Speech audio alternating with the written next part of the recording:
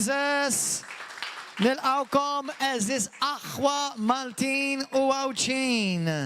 Nilqa fostna lilkom eżis telespettaturi u followers ta' River of Love, intom li segwu ġimma wara ġimma, għadni kif irċivejt messaċ stessara propja fuq ek. Li ringrazzja lil mulej. Grazzi tal-program tal-lum fuq ħabbejtek Pastor Gordin. Alleluja. Gordin bil-I, bil-gr. Imma, ġas biex nejdilkom li dinja dan huwa poplu, dan huwa dinja knisja ministeru li titma l-pajjiżna aħwa. Sammuha f'moħħkom dik. Sammuha f'moħħkom. Apparti li hija privileġġ, hija barka kbira, imma hija missjoni. Jekk il-mulej sejjaħlek River of Love, sinjal li għandek parti minn din il-missjoni u għandek parti minn din il-viżjoni.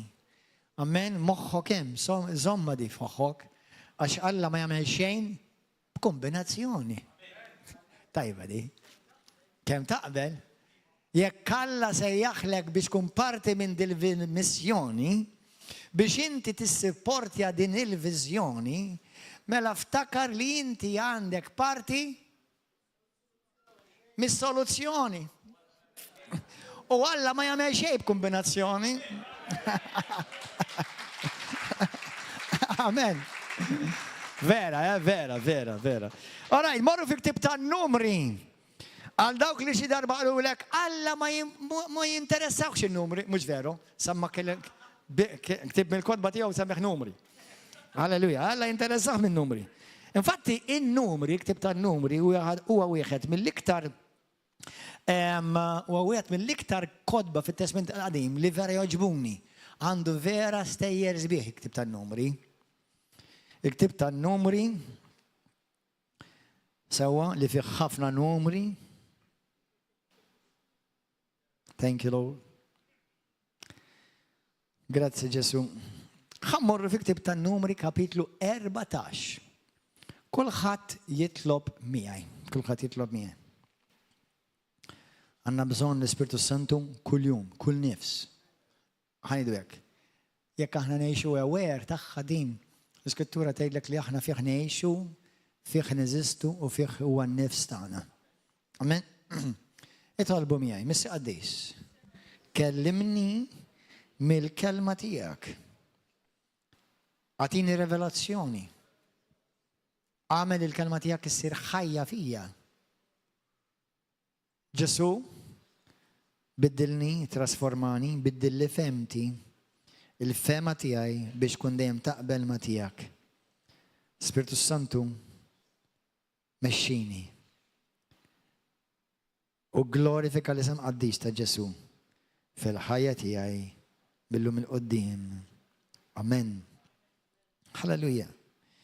Il-ktib ta' numri kapitlu 14. Meta il-mulej sejjaħ il-poplu tiegħu barra mill-Eġittu, kienu f'post il-jasar, skjavi, jiġifieri kienu skjavi. Infakkarkom l-iskjav m'għandux wirt, m'għandux pożizzjoni, m'għandux awtorità, m'għandux identità, laqqas tiegħu nnifsu. Għax naqqas huwa tiegħu nifsu huwa ta' xi ħadd ieħor skjaf. L-iskjaf m'għandu xejn. Meta Alla sejjaħ il-poplu tiegħu barra mill-Eġittu, rrid jagħmlu prinċep li prattikament kif isser Iżrael, prinċep tal-Alla. Biex jidaħlu fl-art imwieda. Alla kien magħhom iva jew le? Alla kien magħhom? Iva. Nfakkarkom waqt li żommu għajnejkom u tirrealizzaw li Alla kien magħhom, il-battalji ismagħha di għax din hija importanti u ħadd inkoraġġik. Il-battalji li kellhom jiffaċċjaw il-mument li Alla sejħilhom.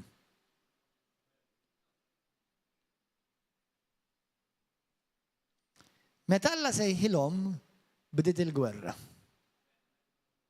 Għaw xi ħadd jista' jidentifika. Meta l-mulej sejjaħlek għażlek, immarkak, kif ngħidu bl-Ingliż, all hell broke loose. Nixtieq ngħid minn qalbi jisimgħuni, għaliex xi kultant nisma' Kristjani u kif jitkellem nibda ngħid imma da ħasra x'Bibbja jaqra. Imma di x'Bibbja taqra. Basta jitkellmu bħal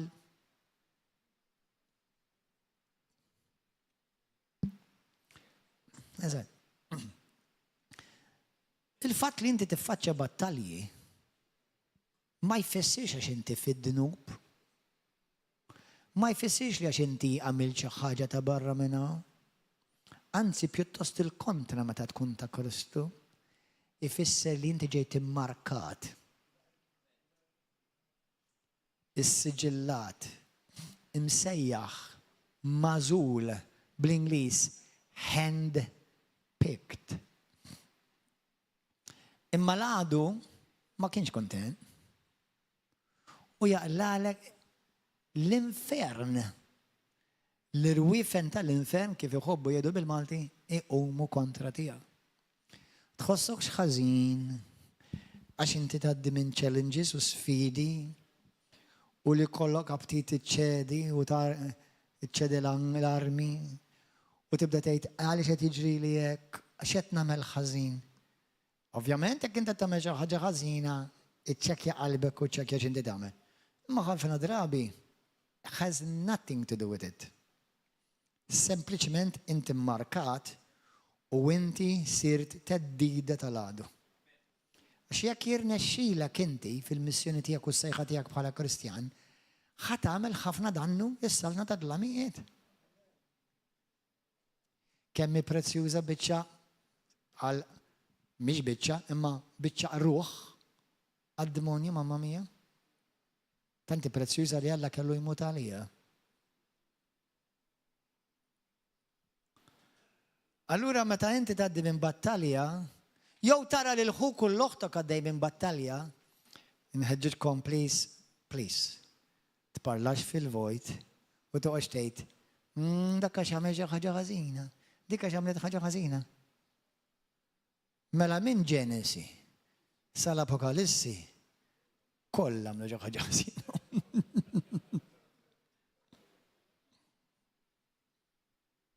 Inkluż Ġesu. Naħseb dak l-ar wieħed. Għax dak l-iktar li qala. Kemm hawn minnu ċuċ u jitkellmu kif jitkellmu ta' ċuċ. Tgħidhom ġew l-affarijiet. Iva, fil-ħajja vera, imma affarijiet li aħna nistgħu nagħmlu u nwaqqgħu ġebla fuq rasna vera. Imma ħofu titgħallem minnha. Ma meta tara ċertu battalji li inti tiffaċċja fil-ħajja tiegħek, ma jkunx ġnub għaliex inti teddida tal-għadu u inti mmarkat minn Alla u l-irwiefen tal-infern għamu kontra tiegħek. Imma llum qabel ma naraw numri, skużawni, morru fi ktieb ta' Eżajja. 54, isimgħuha sewwa. Isaiah 54. Din hija skrittura, dan jitkellem fuq Iżrael. Din l-skrittura jiena niddikjara, nikklejmja kuljum. Kuljum, please ikklejmja fuq ħajtek kuljum. Numri 14, infatti il-ktib kollu tan-numri, Iżajja 54, it-tnejn jitkellmu fuq Iżrael. U l-battalji li jiġu kontra tagħhom. U l-gwerer li jiġu kontra tagħhom. Illum għaddilek ħsieb minn moħħi. Aħna bħalissa qegħdin ngħixu fi żmien li tafu id-dinja għawrux ma ta' gwerer għaddejjin. Li waħda mill-iktar prominenti tafu fejn hawn. Iżrael. Intom qed tindinaw kemm qed tgħaddi minn gwerer hemm gwerer madwar Iżrael. Ħantikom daqsxejn ta' xejdu la bħalissa. Kurzità, a question of curiosity. Iżrael il-natural huwa parallel mal-Iżrael spiritual. Mill-konċipiment ta' Izrael ejli f'liema żmien ma kellhomx gwerra.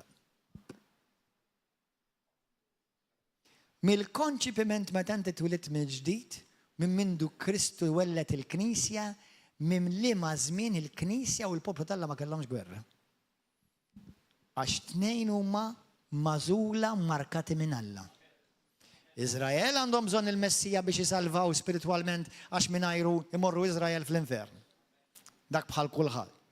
Imma imħabba l-weda li Alla għamel ma' Izrael għall-art u dik tibqa ta' Izrael għall-eternità.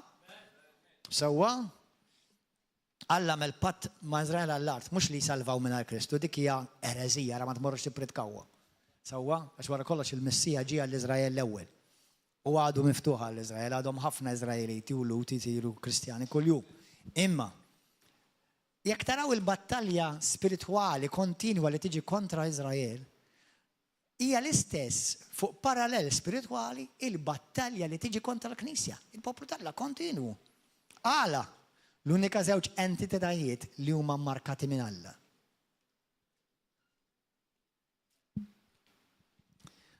Mux ta' l-ewwel darba li smajta u ftitilu għattilkom fuqa u nitnikket meta nisma' ġaħat jgħida, aħjar meta konnar. Taf li qed jikkwotaw il-Bibja meta jgħidu hekk.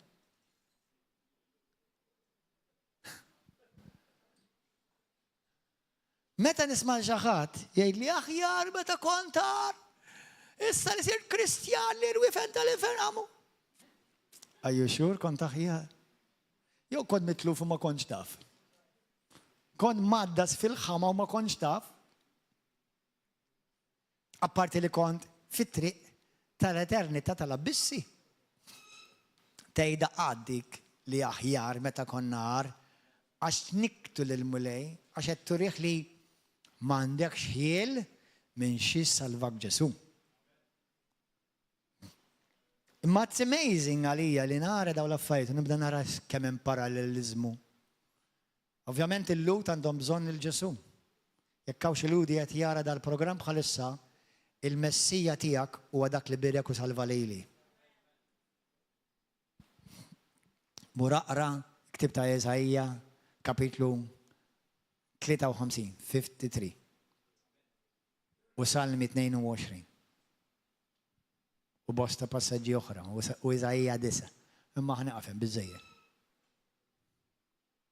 Isma', jiġifieri meta inti tara daw il-battalji kollha li Iżrael fin-naturali għaddi u Iżrael fl-ispiritwal, għax aħna ma nsejħux Iżrael spiritwali, aħna nsejħu kreazzjoni ġdida. Alright? Imma aħna għandna l-Alla ta' Abraham, Iżakk u Ġakob. Sewwa jiena m'iniex Iżrael, jiena Gordon John Manxa fi Kristu. Period.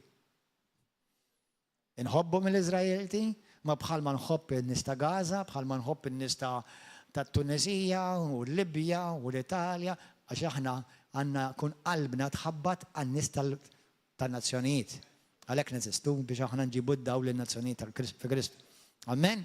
Imma nafx tgħid il-Bibja u Alla l-art qed ngħidilkom, mhux is-salvazzjoni, l-art weda lil-Lut. Period. Done. No argument. Tista' ma tamminix, imma għandek rux ma ta' dokumenti sewi storiċi u Bibja sħiħa jgħidu. 66 ktib jgħidu għadik. Imma dik arħila. Arħila. Ma nuħux pjaċir nara dak li għed nara, imma nuħu pjaċir dal-axħar li ċertu għajnej jisom dal-axħar infetħu. Fuq rigward jgħat jiġri Izrael, infetħu. Imma, ovvjament, aħna nafu li hemm kwistjonijiet politiċi, jiena mhux ħanidħol f'kwistjoni politika, imma jiddispjaċini li f'kull gwerra dejjem l-innoċenti jibati. Għandu minn għandu raġun, innoċenti ħajbati ġorta. Għax meta tara tfal jinqatlu u jiġu mbiċċra, jekk mhux minn Gaza, jew mhumiex minn Iżrael, innoċenti. Sfortunatament. Issa, Eżajja 54. Skrittura li u inti nafuha sew. Dan Alla qed jgħidha lill-poplu tiegħu li ħareġ mill-art tal-Eġittu. Hawn xi ħadd ħareġ mill-Eġittu? Amen. Kollha kontu Eġizzjani. Walk like an Egyptian. issa walk like a Christian instead. Mela aħna l-koll kemm aħna ħriġna mill-art tal-Eġittu, dawk fiżiku imma aħna spiritwali. U kellhom bosta pajjiżi li ġew kontra tagħhom. Sallum il-ġurnata xejn ġdid. Sfortunatament imma kku. Bosta pajjiżi u nazzjonijiet jiġu kontra tagħhom. Sewwa min kull naħa, letteralment għallek jgħidulhom min kull naħa, mamma mia. Ġieli ħassejtek li min kull naħa tinqala għalek gwerra fil-finanzi, fil-familja, fil-ministeru, fil-saħħa, fil-tfal, fil-nanna, fil-tsija, fil-kuġina, il-pappagall, il-kelb, iż-rinċ, mhux qed iħossu tajjeb. M'għadux kien jaqbes qabel m'għadux jaqbes. Kull imkien. It-tet poles mituli. Mamma mia. Amazing, man. U għaliex taħseb?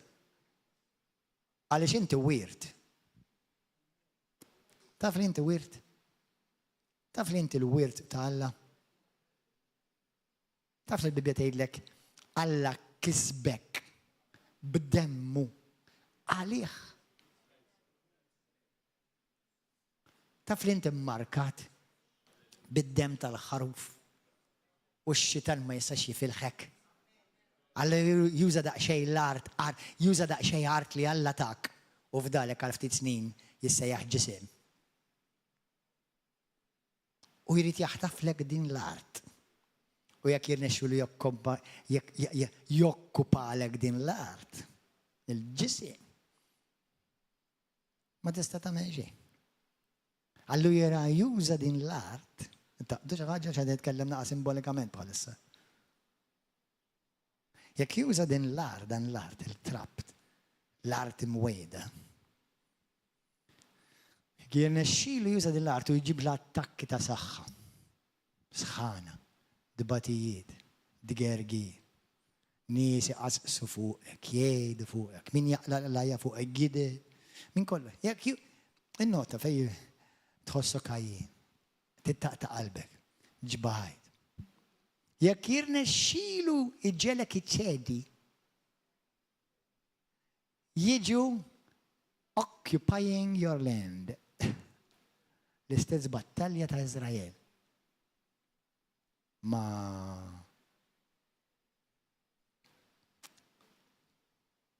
amazing. Kemm hemm parallelizmu fil-Bibja? Għalhekk jiena u inti jridu noqogħdu attenti fuq din l-art, dan il-ġisem it-trab, biex ma nħallux dan il-ġisem jikkontrollana, għax jekk inħallu l-ġisem jikkontrolla ir-ras jew il-qalb, jispiċċa maħtuf. Infatti anka Izrael, għaliex ħafna minnhom ma rawix l-art imweda. Mħabba zaqqhom, għax hemmhekk konna niklu laħam u minn kollox hemmhekk kellhom bufeh. U inti tittini naqra summina u lili. Kemm konna aħjar meta konna niklu bufeh? Imma kont tiklu bufeh bħala skjaf. Kemm tagħmel differenza żgħar? Jiġifieri l-ġisem. Il-ġisem. U wara ma daw il-battalji fuq kull front kontra tiegħek. Battalji. Ħanilkom aħwa, ara kemm hu parallel Iżrael naturali u Iżrael spiritwali. Ara kemm hu parallel. Aħna nafu li fid-dinja hemm propaganda ta' gideb sfrenat kontra Iżrael. Vera jew le? Ġieli ħassejtek hemm propaganda ta' gideb kontra tiegħek. Kontra l-Kristjan, kontra l-Knisja ta' Kristu. L-istess. Propaganda ta' gideb. U bosta boloħ jemnu l-gideb. Minflok jivverifikaw il-verità. Xtejt il-kelma. U xi kultant dak li bla huwa intu jien. Għax nażlu nisimgħu il-gideb u nemnu l-gideb u naġixxu nirreaġixxu fuq il-gideb milli fuq x'inhu l-verità u minflok il-verità tal-kelma. Imma jgħidlek, ara x'jgħidlek. Vers 54. Għax issa meta tara din l-iskrittura fid-daw ta' dak kollu qedtilkom li l-popli qed jiġu kontra Iżrael minn kull front, minn kull naħa, bħalma jiġi kontra tiegħek.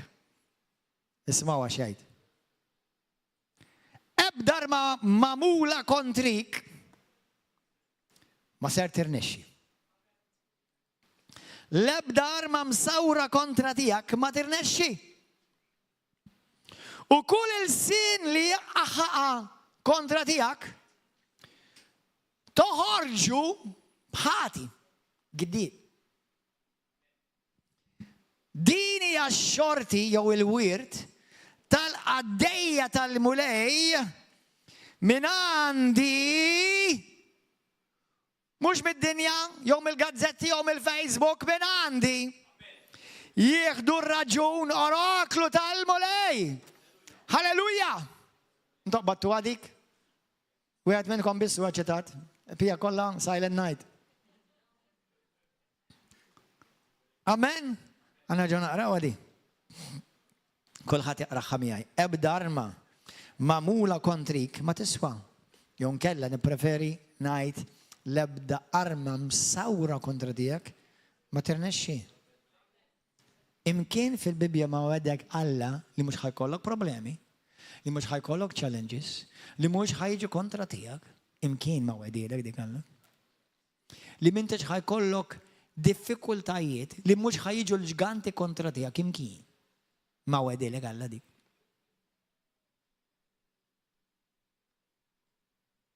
Ismawni aħwa, għax jiena inti mbagħad għandna vantaġġ fuq dak li kellhom Iżrael. Jiena inti għandna d-dem ta' Kristu. Jiena inti kreazzjoni ġdida. Aħna mhux qed nippruvaw nirbħu, aħna diġà kreati rebbieħa. Jiena inti krejat rebbieħ. Jekk inti tinsa li inti rebbieħ u tipprova tiġġieled għal dak li huwa diġà tiegħek, tiġà tlift. Għanerġa' ngħidha din. Jekk inti tinsa li inti rebbieħ fi Kristu u tipprova tiġġieled għal dak li minn għalik għadu mhux tiegħek, titlef. X'ir-rebħa tiġà mogħtija lilek. Inti tittopera bħala rebbieħ, mhux ta' xi ħadd li qed jipprova jirbaħ xi ħaġa. Trid topera rebbieħ. Għalhekk il-Bibja tgħidlek bil-fidi nelbu d-dinja. Bil-fidi tagħna xejn ma jibqa' impossibbli fi Kristu. Għalhekk il-fidi tfakkarni li akbar u dak li hemm fija minn dak li hemm fid-dinja. Għax il-fidi tagħalmek tħares mill-punto di vista tas-sema. Il-fidi tagħalmek tħares mill-punto di vista ta' xejn Alla. Il-fidi tagħalmek u hawnhekk iridkom taqbduha tara l-vittorja qabel ma tħall tal-battalja. Alleluja. Il-fidi tagħalmek tara r-risposta qabel ma jkollok, qabel ma tkun għaddejt jew spiċċajt mill-problema. Il-fidi tara l-fejqan anka waqt il-marda. Il-fidi tara r-rebħa anka qabel jew fil-bidu tal-battalja.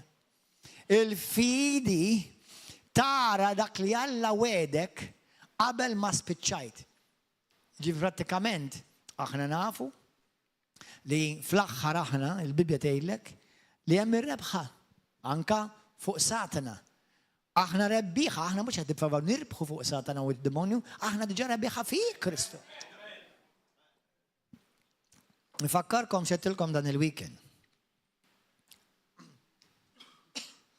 Hemm ktieb jismu Ever Increasing Faith, morru qrawh, ta' Smith Wigglesworth. Ever Increasing Faith, aqrawh. U meta darba ġuvni qal lil Smith Wigglesworth ġo knisja bħal dijek u kien hemm ġuvni u qallu Mr. Wigglesworth kif tħossok illum? Dar leħ qallu terġax issaqsini kif inħossni. Qallu Mr. Wigglesworth jgħid lilu nnifsu kif iħossu kuljum. Għaliex? Għax mhux imqanqal jew imġie jew mmexxi mill-emozzjoni jew mill-feelings tal-ġisem. Qed taqbdu waħwa?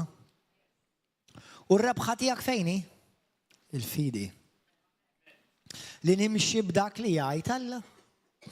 Se jekk Alla wedni.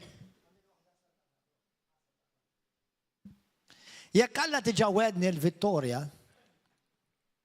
moħħkom hemm. Ħajdukom xi ħaġa forsi ġud minnkom għad tiċċassaw bi għadha l-statement. God does not need your help. He just needs your faith.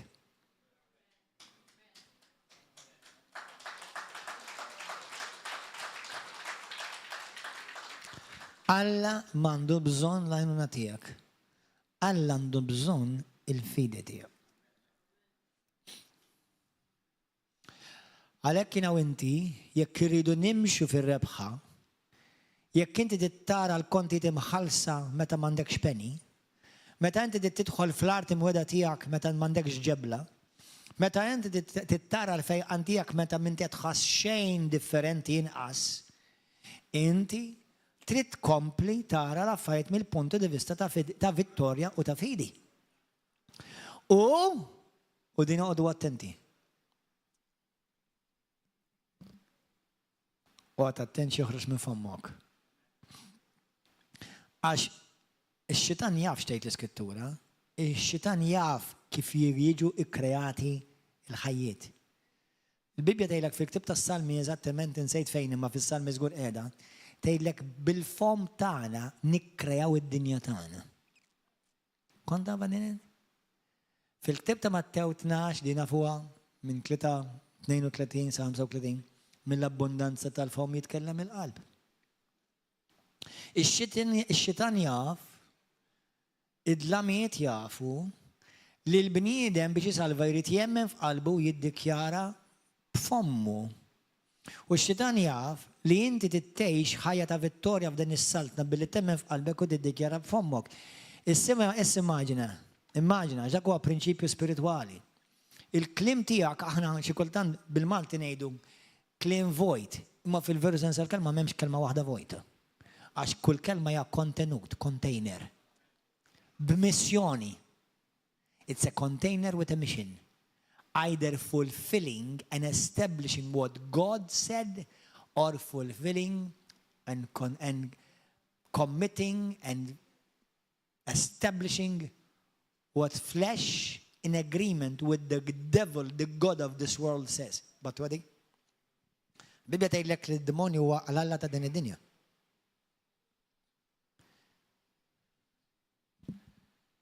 Kulħadd jgħidha warajja. Għaw xaħat minnkom għad tgħaddi minn sitwazzjoni diffiċli bħalissa li dej. Number 1, inkoraġġi ruħek, dak tfisser inti għadek ħajja. Għadek ħaj. Number 2, meta inti tgħaddi minn sitwazzjoni diffiċli, sewwa, rridek tqum fuq innifsek, tista' tagħmilha fiżikament, u rridek tiddikjara din il-kelma profetika u weda tal-Alla lill-poplu tal-Alla. Kulħadd jgħidha warajja, olli jdejk waħda. Għid l-ebda arma imsawra kontra tiegħi mija ser tirnexxi. L-ebda arma, l-ebda pjan, l-ebda skema tal-għadu kontra tiegħi mija ser tirnexxi. Għax dan huwa l-wir tiegħi jgħid il-mulej. Din hija l-weda tiegħi mogħtija lili minant il-mulej. Din hija x-xorti tiegħi bħala l-qaddej tal-mulej. U minn għandu nieħu r-raġun tiegħi, oraklu tal-mulej. U kull kelma li tqum kontra tiegħi, kull skema li tqum kontra tiegħi, inkissira u nġiba fix-xejn f'isem Ġesu Kristu. F'isem Ġesu Kristu. Halleluja. Ringrazzjaw il-mulej. Issa, għaliex amalgamaj dawn il-prinċip. Morru fi ktib tan-numri jerġgħu lura. Numri 14. 14. Halleluja. Ismawni aħwa. Grazie Spiritu Santu.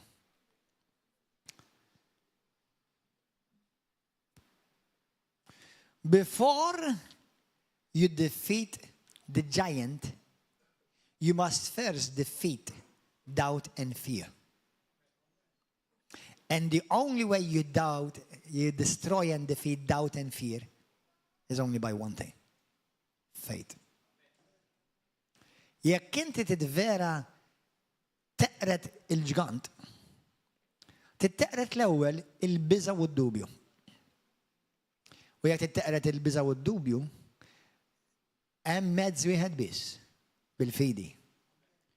U x-xabla tkun ix-xabla tal-fidi li ġeja minn qalbek u tiġi rilisjata minn fomok. Qabel ma l-ġgant kellu rasu maqtuwa, tiġa kellu rasu maqtuwa. Qabel ma l-ġgant kien tiġa maqtul, kien tiġa maqtul. Taf fejn? F'qalb u fil-fom ta' David.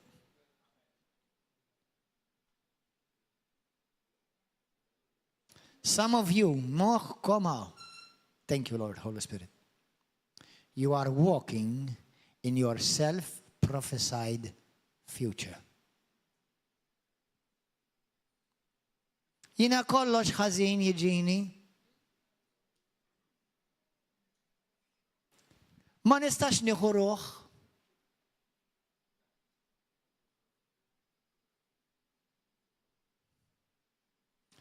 Apparti li qed tkun iblaħ u bela, qed tnikket l-Ispiritu Santu u qed tgħid kemm qed tagħmel kuntent lid-demonju għax qed isib il xi ħadd jaqbel miegħu fuq din l-art. And you're about to get shocked għal dak li Alla qal lill-poplu ta' Iżrael li jiena u inti bħalu spiritwali. Numri 14. Ħudu dak li ngħidilkom bis-serjetà. Mela number 1, numri 14, wara li Alla ħareġhom mill-Eġittu, raw is-sinjali u ġubijiet kbar li Alla għamel magħhom, mhux bil-ħila tagħhom u laqqax għax kien jistħoq ilhom, bħali u bħalek. Ma salvanix għax kien jistħoq ilna. Ma ħareġniex mill-iskjavitu għax kamilna xi ħaġa tajba, konna skjavi tajbin. ħarġu bil-qawwa ta' idejh il-leminija u bdew igergru u mingħajr ma jafu bdew iniktu lill-Alla u bdew jisħtu lilhom infushom u spiċċaw wettqu l-profesija tagħhom stess. Jekk jiena nitlob fuqek u ngħidlek fissem Ġesu Kristu inti imbierek jew inti imbierka. U fissem Ġesu Kristu inti nfejqa, u fissem Ġesu Kristu inti ħatirnexxi, u inti wara tgħid jiena qatt ma rnexxi li xejn. Jiena għal xejn għamilx nagħmel kollox imur li baħ. X'għedt int ħajseħħ, mhux x'għedt jien.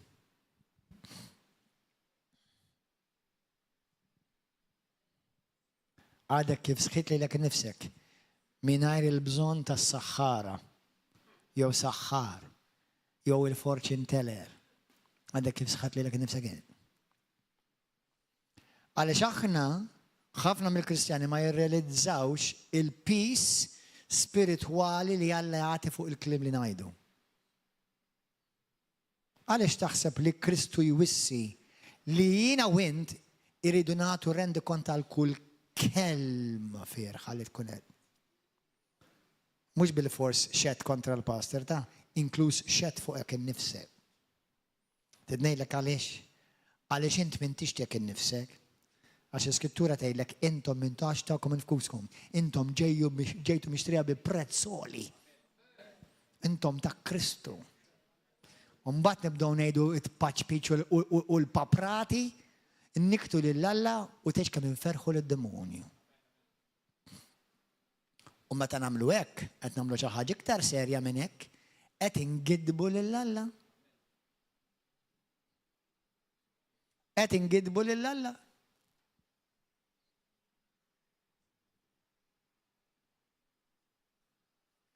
Il-vittorja tibda minn ġol qalb u mill-fom.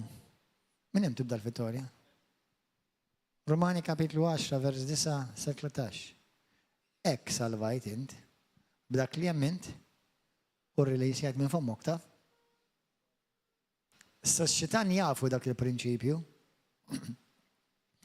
Mbagħad jara Kristjani immarkati bl-Ispiritu Santu u s-siġillati bid-dem tal-ħaruf jitkellmu l-lingwa tiegħu u jagħtuh dritt.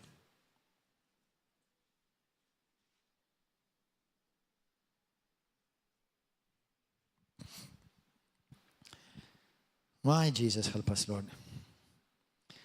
Meta bdew igerglu l-Izraeliti u jawaħlu inkluż falla, jwaħlu falla. Għana ma jfettillekx. Josue u Caleb li kellhom spiritu differenti, tafu għaliex kellhom spiritu differenti l-Bibja dej? Għax ma bdewx jitkellmu xraw, ma bdew jitkellmu x'semaw l-Alla jgħid. 10 spiji bdew jgħidu hemm il-ġganti f'din l-art u aħna qisna ġurati ħdejhom. L-Caleb u Josue bdew jgħidu hemm il-ġganti f'din l-art imma ħdejna mal-lamana u ma bħal ġurati f'għajnejna.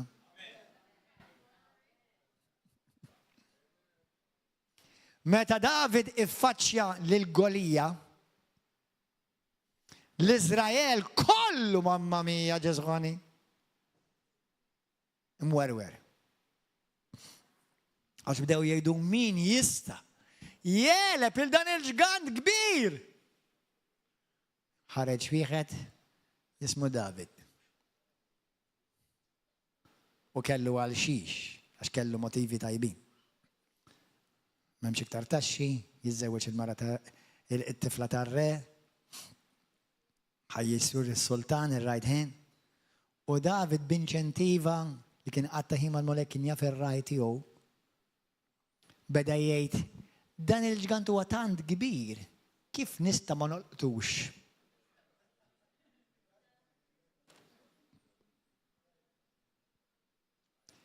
Il-fidi, il-Kristjaneżmu kollu huwa bbażat fuq perspettiva. Kollu. Inti llum qed tgħix skont x'tara l-Kristjaneżmu. Kif tara l-Kristjaneżmu tiegħek? Ma tistax tgħix il-Kristjaneżmu tiegħi. Inti tgħix il-Kristjaneżmu tiegħek. Kif tara inti r-realtà tiegħek? Ir-realtà tiegħi hija x'jgħid Alla, x'jiddikjara Alla, x'wieħed Alla u xejn iktar. La l-ħass, la l-emozzjoni, la d-dinja, la ċirkostanzi. Alla wedni li l-kelma tal-fidi, l-kelma tiegħu hija fuq dan kollu. Għax jiena skont il-kelma ta' Kristu, l-ewwel Ġwanni 4 vers 4 u 5, il-fidi tiegħi fih teleb id-dinja. Mhux teleb il-marda, mhux teleb it-taxxa, mhux teleb il-kont, id-dinja. U ma rrid ngħid xejn ħlief xejn il-mulej. Ma rrid nisma' xejn ħlief xejn il-mulej. Ma rrid niddikjara xejn ħlief xejn il-mulej, għaliex illum ngħix b'revelazzjoni ħafna iktar minn qatt qabel li kull kelma hija kontenut u ħatfaqqas x'imkien. U wis probabbli ħatfaqqas f'ħajti stess.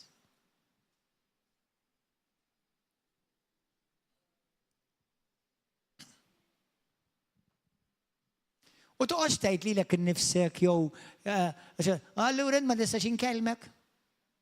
Tkellem waħdek hekk jogħġbok.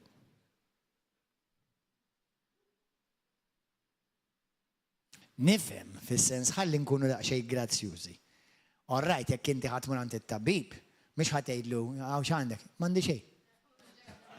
Ma xejn tagħmel. All right? Le,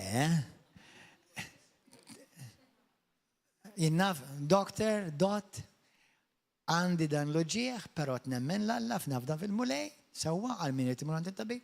Imma ġejti għandek biex anka biex inti forsi tejni biex nkun naf iktar xed niffaċċja. xej anke l-fidi tiegħi. Kun iktar zero din, laser, kun naf għal xi qed inti Ġesu ma qalx isma' morru sibu l-muntanji kollha tad-dinja u kmandawhom jitilqu kollha l-baħar. Ġesu qal, mur fuq dik il-muntanja. Whoever says to this mountain, not whoever says to any mountain. Min jgħid lil din il-muntanja. ħafna minn kollha qasaf fux muntanja tiffaċċjaw għax qed tagħmlu maċin ħalli nkun żgur li noqgħod kollox. Qed tifhem? X'muntanja qed tiffaċċja? Finanzi, relazzjoni, saħħa, ċirkostanzi oħra f'ħajtek. Sewwa? Min jgħid din il-muntanja intrefa u intrema l-baħar. U jemmen f'qalbu dak li jgħid isirlu klim Kristu da. Dak li jgħid u jemmen.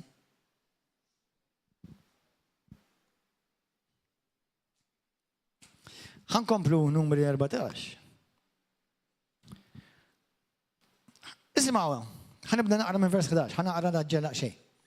U l-Mulej qal lil-Mosè, kemm se jdumu joħduha kontra tiegħi dan il-poplu, kemm se jdumu ma jafdawx fija, ma jkollhomx fidi fija ġifieri minkejja s-sinjali li għamilt f'nofshom. Nidrobhom bil-pesta noħroġhom mill-wirt u nagħmel minnek ġens kbir u b'saħħtu akbar minnhom. U Mosè qalu le. Qabbes għalihom. Ġesu, għal Ġesu jirrappreżenta wkoll il-Mosè bħala medjatur li ħaħsib daru stess. Imma msommen, ħanaqbeż daqsxejn oħra. U Mosè konvinċa, tgħidli kif jista' jkun Alla konvinċi ħraġel. Dan il-lingwa tittifmu jekk tifhem patt. Tista' tifhimha din lingwa jekk inti tifhem xi jfisser patt. Għax meta inti għandek patt ma' Alla, x'taħseb intu xtejt int tal-Alla importanti. That's what it means, covenant. Covenant means that we are one, huh? Koppji, miż-żewġin, jew ħadd iż-żewġu. Għadu attenti x'tiddikjaraw. Għax forsi m'hemm partner qed jgħid mod u partner li oħra qed jgħid mod ieħor. Għadu attenti x'tiddikjaraw. Bħala koppja. Għadu attenti għaliex taħseb il-Mulej għamel dan il-prinċipju li għalina fejk tnejn jaqblu fuq xi ħaġa li jitolbu fl-imkien. Halleluja! Gloria lil-Mulej bil-banda.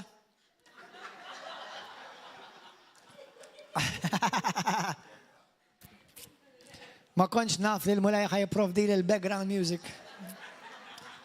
Dak biex ngħidilkom kemm importanti dilli tisimgħu għal-messaġġ. Halleluja. Halleluja. Vers 20. Mela Mosè daħal għalihom quddiem Alla biex jaqbes għall-poplu tiegħu biex ma jaqirdux bħalma kellhom jistħoqilhom. U qabeż għalihom Mosè dak huwa medjatur. Vers 20. Il-Mulej wieġbu jien naħfer skont kliemek, naħfirlu iva. Imma daqskemmu minnu li jiena ħajju l-art imtella bil-glorja tal-Mulej. Daqshekk ieħor in-nies kollha li raw il-glorja tiegħi u s-sinjal li għamilt fl-Eġittu u d-deżert u l-10 darbiet ġarbuni u ma jemnux kliemi. Smajta di? Alla ħada personali meta ma jemnux kliemu. Meta inti ma temminx kliem Alla joħada personali. Kważi dal-aħħar qed ngħidha ħafna. Imma ħjar taqbdu waħija ta'. Adam u Eva għaliex dimbu? X'memnux kliem Alla. Anzi mbagħad wara twistjawh. Xi darba nidħlu fija aktar. Ħadd minn daw kollha li ħaduha kontra tiegħi ma jara l-art li jiena wett lill-missirietom isimgħu għadi. Dan huwa prinċipju interessanti. Mhux ħanidħol f'dottrina, ma just an interesting. Ma qallhomx ma naħfilkomx nubietkom. Imma qallhom naħfilkom nubietkom ma mintomx ħataraw għall-art imweda.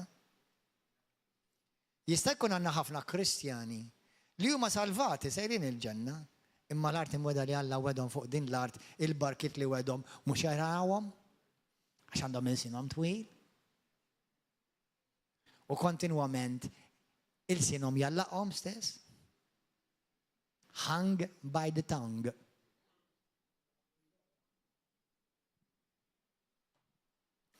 Wala li salvat, grazzi mulle li inti salvat u sejr il-ġenna. Jekk għandek il-Kristu. Ma jista' jkun inti ċertu għediet minn tixet tarawhom f'ħajtek għax il-ħin kollu taqbel ma xiri jitlaħdu għalik minn flok xiri tal għalik. U għet nikkat l-Alla u għara xħajajt il-mulej. Ftakar li Alla ma jitbiddilx. Il-metodi tiegħu jinbidlu, il-prinċipju tiegħu ma jinbidlux. Isimgħu dik. Għandna ħafna xinħassru,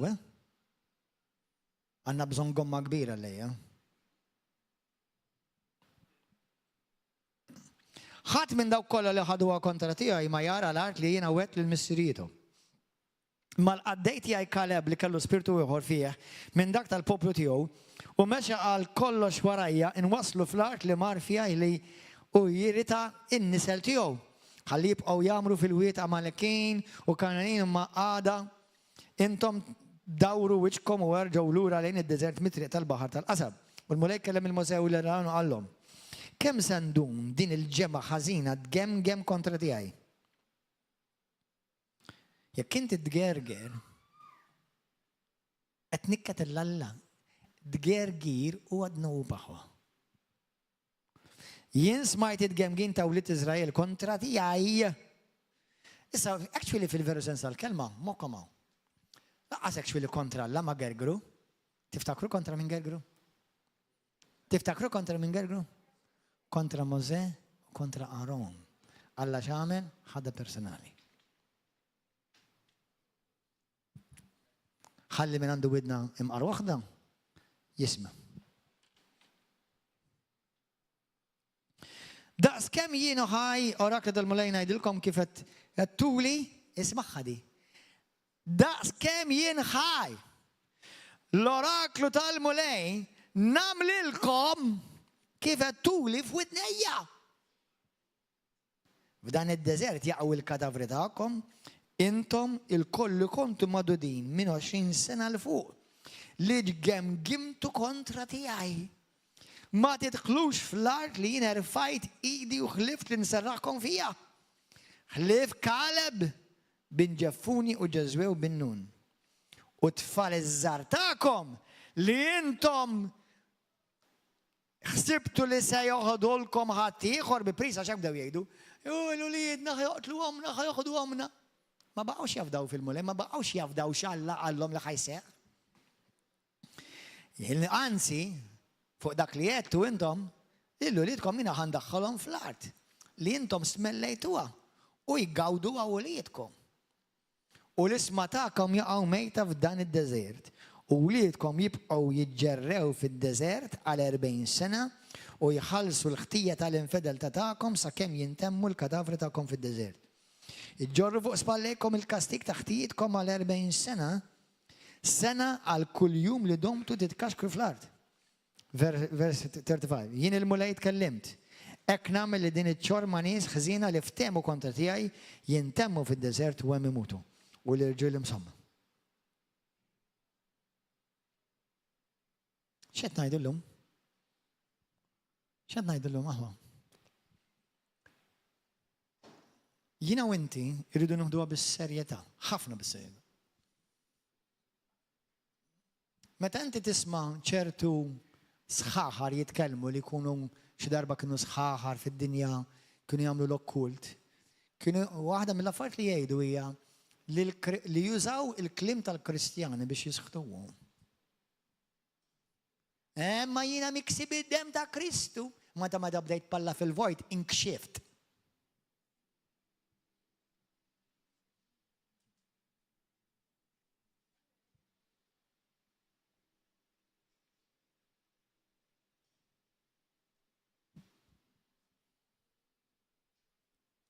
Għax għal-realm spirituali, klimna mux ġast klimna, mill-abbondanza tal-qalb.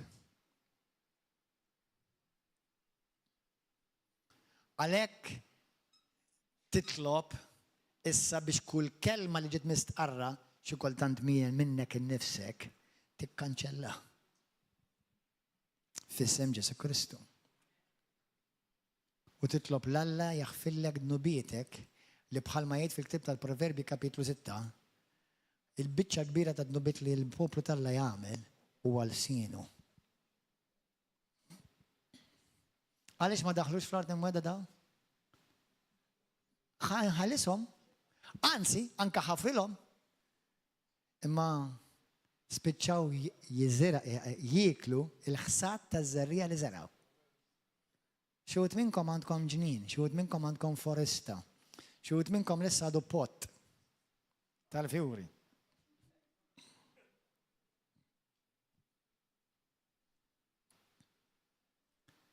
I can't stand it جينا personally متى نسمع كريستياني يتكلموا التشيركوستانسي الجاند كمه كبير أم البحر قدامنا أحيار متى كنا قار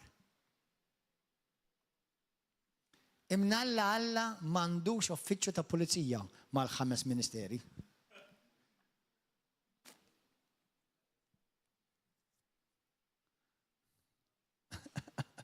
Avolja, il-rajja, il-nistalla, huwa importanti li aħna nfakru l-pop talla, inklus li nfusna, nqogħdu attenti xi joħroġ minn dan il-fom. Għaliex Alla jaħfillek imma harvest is coming.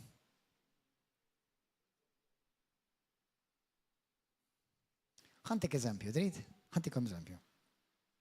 Mela inti għandek tifla u nintaqa' magħhom ħafna di. Tiġi tifla fuqi, tikbi, tgħidli pastor, għax jiena missieri dejjem kien jgħidli inti kera. Inti li kraħ waħda fost it-tfal tiegħi. Inti mhix tiegħi, int tal-postman li mmok marret magħha. U ma jkunx veru, ġifieri. Imma dik li semat. Issa di apparti li din it-tifla għandha problema biex taħfer il-missiera jew il-lomba, pereżempju. ħafritilha. L-allux harvest ħajkollha tgħaddi minnha miskina. Mela x'Alla ħafillek ifisser li inti dak li żrajt m'intix ħadd taħżdu. I don't like this message because it applies to me too. But let's be real. This is a principle of the kingdom. U li tista' titlob hija mulej ħniena u ħenna lija x'kont stupidu, kont stupida, kont ignorant, kont ċuċ. Minflok bilt miegħek mulej bilt maladu. U dak li tnej jaqblu fuq din l-art, din l-art għadha tal-għadu aħwa. Aħna qed nokkupaw territorju. Għax aħna mhux ta' din id-dinja, aħna fuq din id-dinja. Imma aħna suppost xogħolna bil-grazzja t'Alla illum qabel għada nitalmu kif nirrilisjaw is-salta ta' smewiet fuq din l-art.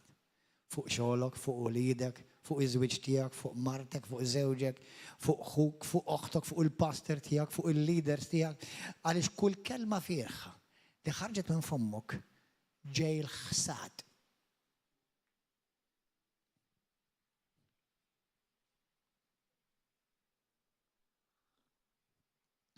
Di mhix xi teorija da? Din hija reali, U għalhekk itlob il-Alla jaħfillek. U jirrilisjak minn kliem li jett. Inkluż fuq nifsek. Fuq oħrajn. Għandha x'taqsam ma tqasqis u tfesfis u l-gossip. Imma din hawn messaġġ naqa' differenti. Fi ktieb ta' Ġagbu fejnu. Fi ktieb ta' Ġagbu 3 morru waqrawha ma nispiċċaw nitolbu issa. Ġagbu kapitlu 3. Ġagbu kien apostlu, kien jgħix fid-dar ta' Ġesu Kristu, trabba fid-dar tiegħu. Issa, għaw min jemmen li Ġesu u kienu aħwa minn Giuseppi. Ma tagħmellix assolutament differenza għalija għax jiena wara Ġesu nimxi. L-ebda wieħed mill-aħwa tiegħu, sew jekk kienux minn Marija jew minn Antizzija ma tagħmellix differenza. L-importanti li jiena nimxi wara Kristu. Sewwa, imma dan l-istess raġel li trabba fid-dar ta' Ġesu li trabba fija u jagħmellek kapitlu sħiħ fuq l-sien u l-importanti li xtoqgħod tgħid għalik innifsek u kif hu stess jgħidlek li inti stess se tisħaq ilek innifsek. You should take it seriously. I should take it seriously. Għax dan omru kollu ra prinċipji li huma importanti qudiem għajnejh u poġġihom fi ktib ta' kapitlu ġagbu kapitlu 3. L-iktar raġel għaref fid-dinja qabel Ġesu, ġifieri Ġesu iktar għaref minn kulħadd ovvjament, imma qabel ma ġie Ġesu kien Salamun, tafx qalu Proverbi 18. Il-ħajja u l-mewt int tikkontrolla bil-sinek.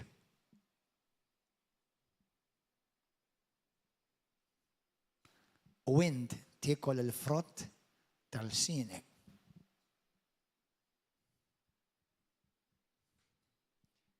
Itlob il-Alla jaħfillek kliem fieraħ, kliem li huma saħħtiet, kliem li jgidbu lill-Alla li ħarġu minn qalbek, li ġew irrelisjati minn fommok u qegħdin hemmhekk ħajġibulek ħsad ħarves ġew ħajtek. U itgħallem Għara simawni, jina u inti rridu nimetaw il-Ġesu, kulħadd jafa di. Ġesu kien jitkellem hekk. Ġesu kien jitkellem kif nitkellmu jina u inti. Mela qed nipprovaw nimetaw il-Ġesu, imma fi klimna qed nimetaw id-demonju. Aħwa klimna letteralment qed ngħidilkom ibiddel l-atmosfera ta' madwarek, ta' mhux ċajta. Jekk jiena niġi hawn u nibda ngħidilkom x'toqgħol għandi. Ma qed nibża. Ma nafx ħajsir minna. Ejli lili u lilek x'ħaniżralek lilek. Ejli x'ħaniżralek. Biża, konfużjoni, desprament. U dak li ħafna Kristjani jiżraw, jekk mhux fuq pulptu għax kieku waqqafhom żgur ma' xulxin.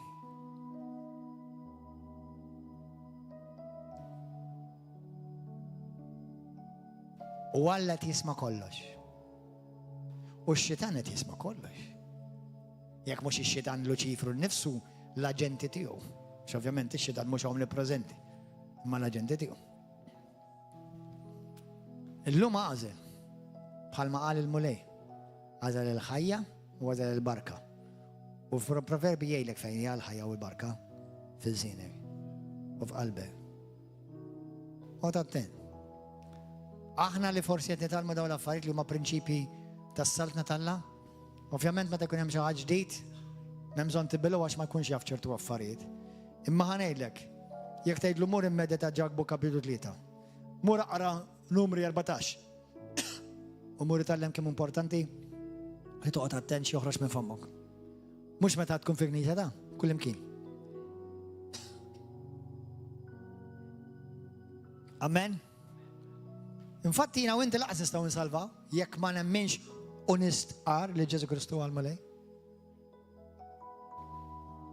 Anke meta naraw bosta nies li fuq il-Bibja, emnu u stqarru. Mara tan-nixxija b'tad-dem. Emnet, stqarret u għaġixxiet. Jekk titfiq, biddel it-tmun.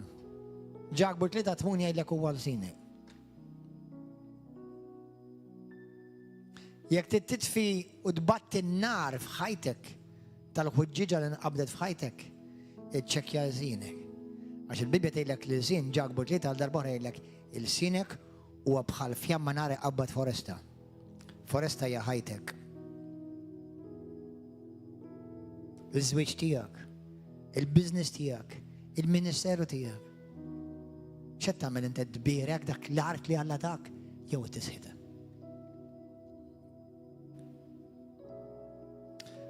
I'm not looking forward to the day when I have to give an account for every word. So we better get it erased today. Tafu li tgħidek gribel bihom, mhux qed nivvintaħ tajjin. Għal dawk li forsi qed tiċċassaw li jew hija naf dak pasek, taf danix, ismagħha. Morru Mattew 13, 12 issa. Morru Mattew 12 issa.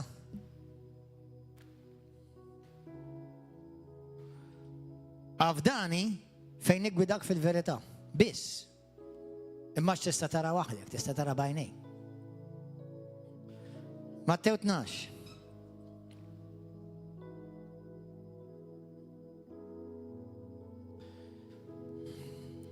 Vers 25, Spiritu Santu, Spiritu Talla Qaddis kellimna.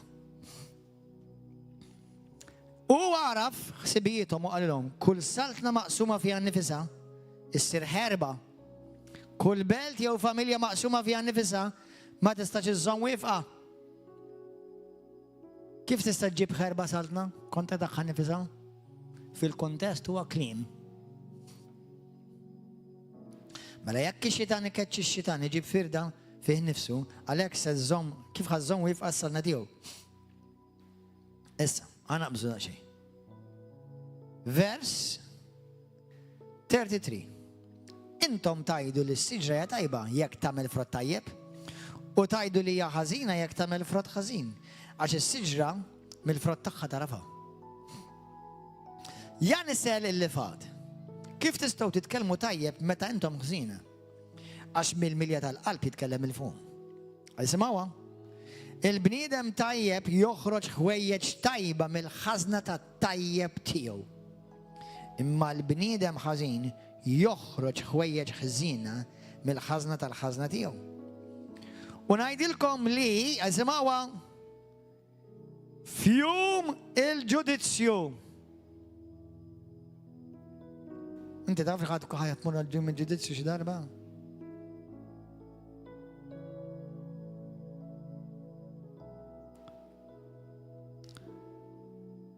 Għad iridu jagħtu konta kull kelma firħa li jkunu qalu. Għax minn kliemek tkun iġġustifikat. U minn kliemek tkun kondannat. Moħħkom hemm. Moħħkom hemm. Inkluż jien, tħabbix raqsek. Don't worry. Moħħkom hemm. U jekk inti qed paroli fil-vojt fuq ħuk jew oħtok li s'issa da ma tafx, ħa niggarantilek, Alla jaf. U x-xitan jaf, jekk għadek m'għandimx minnu, għad għandu dritt fuq ħajtek u ma tistax tidħol fil-art immoda tiegħek. Alla jaħfillek u jħallek tkun salvata jew salvat. Imma ma tistax tidħol fl-art immoda tiegħek. Dak li tixtieq tara f'ħajtek. Għax hemm akkużatur iżommok kontabbli. Il-diħa tħalli tidħol fil-weda. Basta alla ġust. Daqs kemm qalet ħmerijiet u ereżijiet u gideb. Il-daħa għallih jidħol. Taf kemm qal affarijiet u da? Taf kemm qala fuq dak u fuq dik u fuq l-oħra? U x'qal u x'ma qalx u gideb il-kalma tiegħek għax-xitan. Għax ix-xitan jiġi jakkużak. U Alla jgħidlu għandek raġun. Ma nista' nagħmel xejn.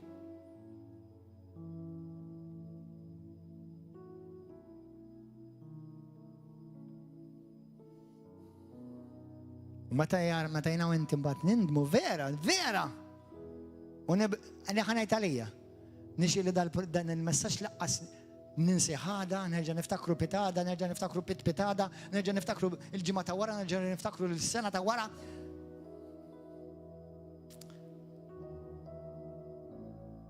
Kulħadd ibaxxi rasu. U minn qalbek jitkellem mal-mulej. U tiġġustifika xejn. Għax Alla jifhimni u Alla ma jifhmekx. Alla jħobbok imma Alla warett. Alla warett.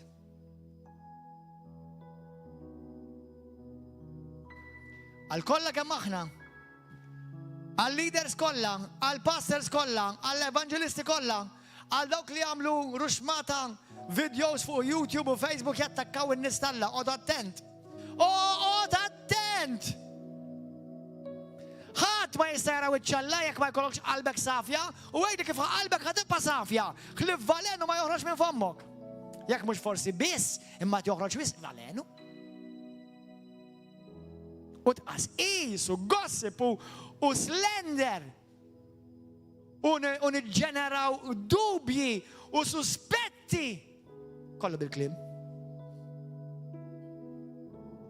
have fun on Judgment Day. May God have mercy and forgive us all. Ma inti titlob għal-maghfara li kien nifsek. U titlob l-Spiritu Santu biex il-kelma jġibilek ħajja kull sija. Kull sija. This is the fear of the Lord. The fear of the Lord mux ma tmux ma waħda jew ma wieħedha. The fear of the Lord when you live aware that this is a spiritual world that we live in and words are spiritual. Din hija l-biża' Alla li toqgħod attent min għandu veru l-biża' Alla joqgħod ħafna attent xi joħroġ minn fommu. U jkisser nies, u jkisser ministeri, u jkisser knejjes bil-fom.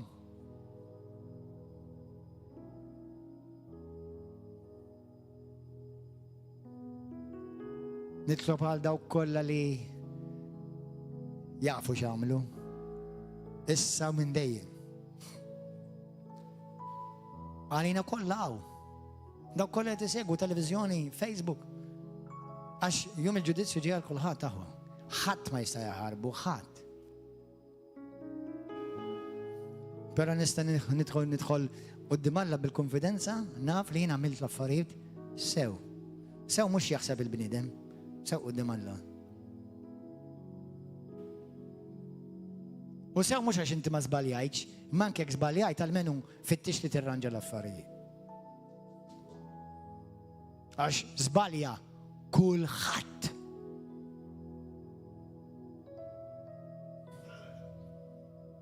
Il-Bibja tgħidlek m'hemm bżonn bil-fors toqtol biex inti tmur l-infern, tistaqtil persuna bil-sinek. Tebbajta. Il-fama tagħhom tfajtulhom il-baħar u ma jkollhom xejn ħtija minn dak li ntqal. Waqasi kieku id-dem ta' Kristu biżżejjed biex jaħfrilhom. Jew tagħhom tiegħek magħfur ma tagħhom le.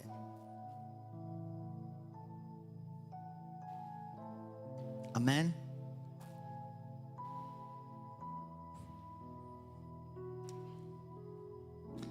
Għajni tolba fl-imkien, minn qalbek, tlob minn qalbek. Idlu missi qadis, li tolbok, aħraq fija, bħal ġamra nar, din il-kelma għaddisa tijak.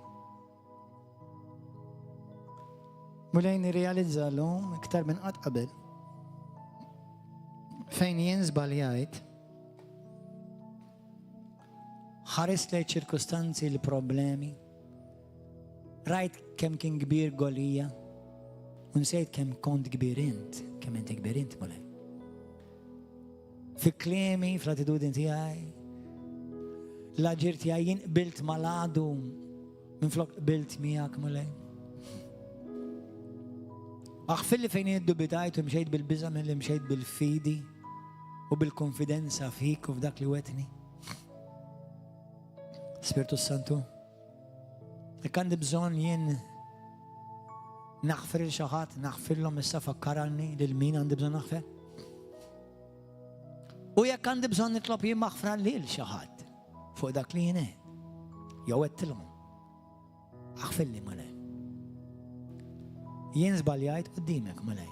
Anke li kieku ħadd manduna, inti smajt kollox. Inti rajt kollox. Għalhekk nitolbok aħsilni bid-dem qaddis tiegħek Ġesu. Aħsilli qalbi. Aħsilli fommi. Aħsilli ħsibijieti bid-dem tiegħek Ġesu. Nirrilisja li l-nifsi bl-awtorità Ġesu Kristu minn kull kelma firħa li jiena għedt, jekk hux fuq innifsi, jekk fuq xi ħadd familti, jekk fuq xi ħadd fil-Knisja, xi ħadd fuq ix-xogħol, ġirien, jekk qed kliem fieraħ mulej aħfilli. Aħfilli mulej u jien qed għax inti taf li qed. U jiena wkoll naf li qed. Aħfilli fejn qed kliem li jisħet minflok kliem li jbierek. Kliem li biġib il-mewt minflok kliem li jġib il-ħajja. Kliem li jġib il-mart u l-gwerer u l-ġlied minflok kliem li jġib il-paċi u l-fejqan. Ġesu. Fissem Ġesu. قدس لي فمي لساني، نكونساجرا لساني، نكونساجرا فمي. علمنا نعيش بالفيدي، وفيدي اللي تريليسيا حيا باركيت جيت باتشي وينا باش نشبح ليلك فيرامنت في كلش مولاي.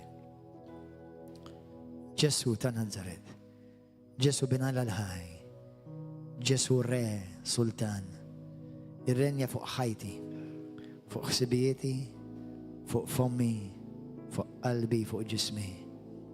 اغفر لي مولاي فايت باللايت في الفويد، في كونتريبو الشيطة أسئيس gossip شرد فالينو مولاي في جبت دوبيو، في جبت بزا، فين كونتريبو الشيطة جبت مولاي سوسبتي فوق خيا وقتي مولاي إجبيا تاخهم الريبوتاسيون تاخهم مينا كونتريبو الشيط باش انكسروا من الريبوتاسيون تاخهم مولاي. اغفر لي مولاي، نفهم لنا زبالي عين، اغفر لي. نظف دين الكنيسة، نظف دين البوبلو، نظف البوبلو كله تياك في مالطا واودش من دان الذنوب لفرصة تسبس ننساو. إما في الدنيا سبيريتوالي عنده امبورتانسا كبيرة.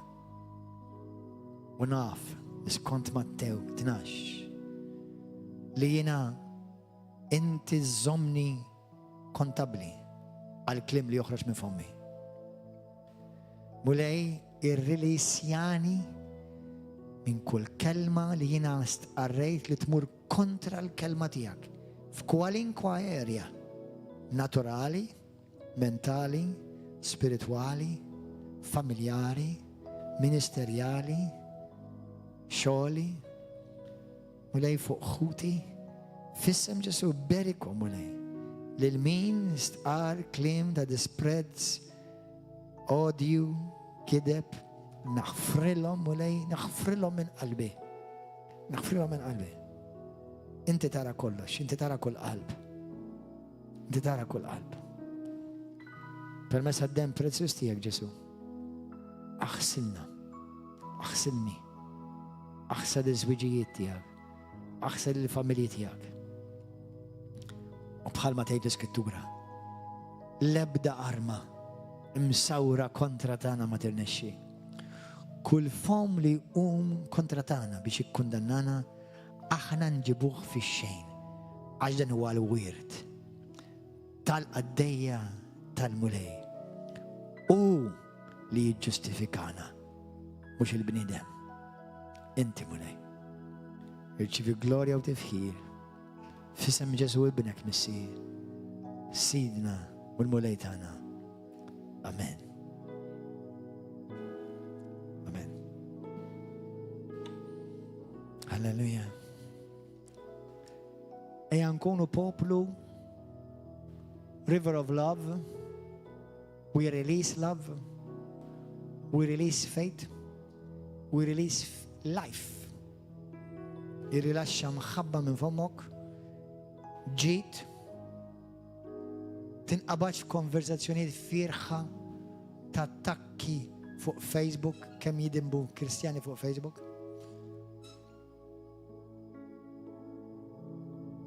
يو كوالينكوا سوشيال ميديا أخرى تعطيش ودن عش من يجي يبالا في الفويت مياك انتي خاطي دقسو يو دقسة عشان انت تتيومي ودنك تعطيش. ياك عندك بزون تتكلم وتفتح قلبك مجاهات ميك شور ديك بيرسونا تكون فيرا تستعينك تعرفك وتيك بارير بيبليكو ماتور. ما تستاش اللي اشكال بزون يتكلم وعشرة من الناس يصيروا يعرفوا. انا نفهم اللي عندك بزون تتكلم اما واحدة ويهي مش 100 ويهي.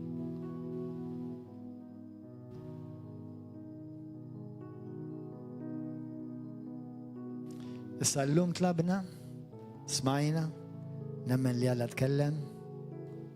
This is a new beginning. بدء جديد. أمان. داك اللي عملت الساعة فتت بنوتي له مغفور كله مغفور جيت الريليسيات ترجش إما الريليسيات أسيك ابدأ باجنة جديدة في اسم يسوع أمين أمين أخوة أين تجيب شيء كبير لسيدنا يسوع هاليلويا أين أمو بالفهوة أساس أخوة ناتو غلوريا لله أجدانه كان مساج من الإسبيرتو سانتو كلمة واحدة الملايتاني بس واحدة أنت فيرس ويه وخارج ده كله مع الملاي وهاي أمين عندكم هندفد البركة فوقكم الأودن البركة فوقكم أولي ديكم للملاي Thank you Jesus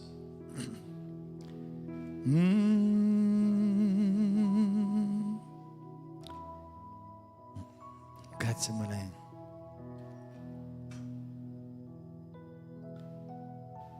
هندفع دين البركة بخلا مسير سبيريتوالي فوقكم. البركة من المسير السماء والبركة من دين المسير فوقكم بخلا وليد في كريستو. إبيركك الملايين. ويخرسك.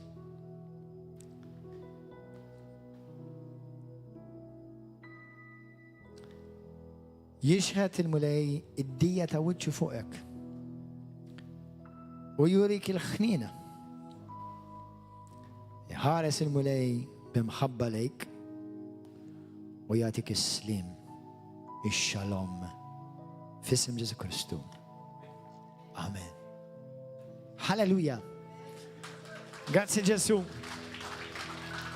أعطوا الشالوم للشيشين issa stess Pija انتم فيسبوك ويوتيوب تلفزيون الباتشي معكم God bless you نراوكم نرسيب تونك هللويا على دوك تشوفوا تجوا على الباربيكيو على الكاريوكي بتاع الجمعة نراوكم الجمعة من 7 لقدام